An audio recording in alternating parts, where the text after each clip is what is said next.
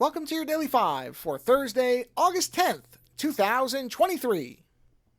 If you've listened to the show for a while, you have probably heard more than a few fives where I have complained, it's the only really word for it, about the frequency of broken games that are released by major publishers. Now, I want to make an important distinction that I think it's more of the publishers and the companies that own these game IPs than the actual developers, but nonetheless, these games get released, and in many cases, if not most cases, AAA titles have massive one-day patches.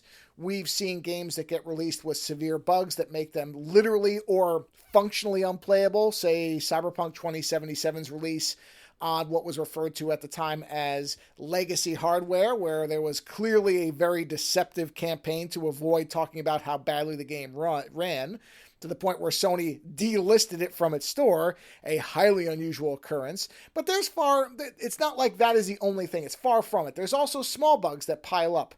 Bethesda. Now, I've played lots of Bethesda games and probably will at least for the foreseeable future, but there is no denying that those games, in fact, they are known for being highly prone to bugs and having technical flaws.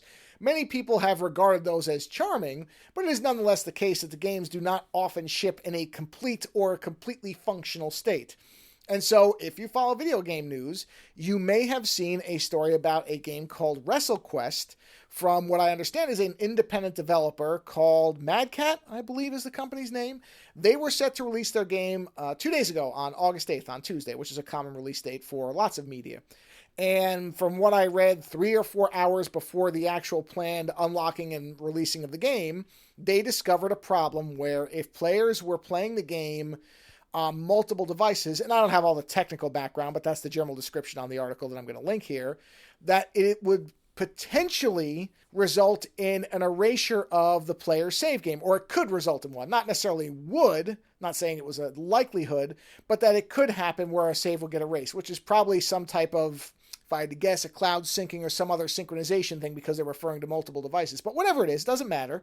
The developer decided not to release the game and has postponed it for, right now they're saying 2 weeks. Now, it could go longer, it could be shorter if they discover an easy fix. No reason to think that they wouldn't unlock it early. But right now they're targeting about a 2-week fix time. So they may have some idea of what's going on. And they think that's how long they'll need to solve it.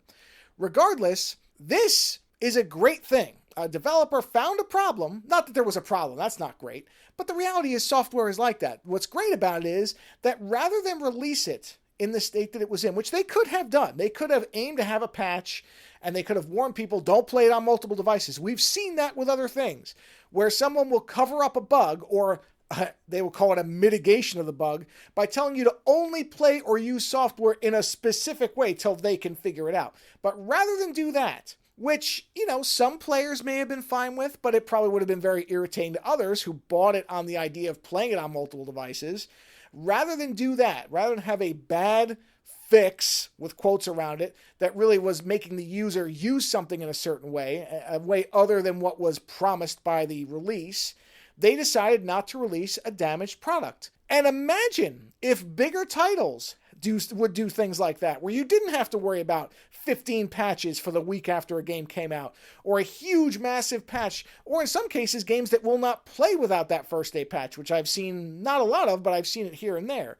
Imagine if instead of it being about pre-orders and release dates, it was about the quality of the product.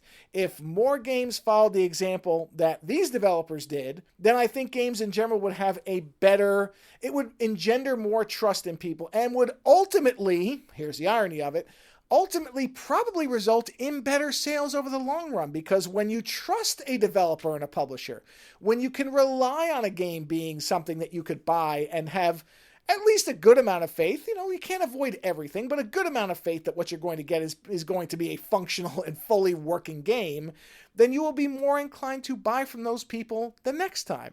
Now, of course, companies like Bethesda, who have had notoriously buggy games, have sold anyway. I think that's more on the strength of the IP than people think that they're really a good developer. But overall, something like this, an approach like this, where the prioritization is we want people to have a product that works, that in the long run is going to pay off more than saying, well, we made our day one sales numbers, we made our pre-release numbers, so who cares what the actual play is like? So I wanted to highlight this because I think it's a great example of how more video games should be released, or in this case, not released later.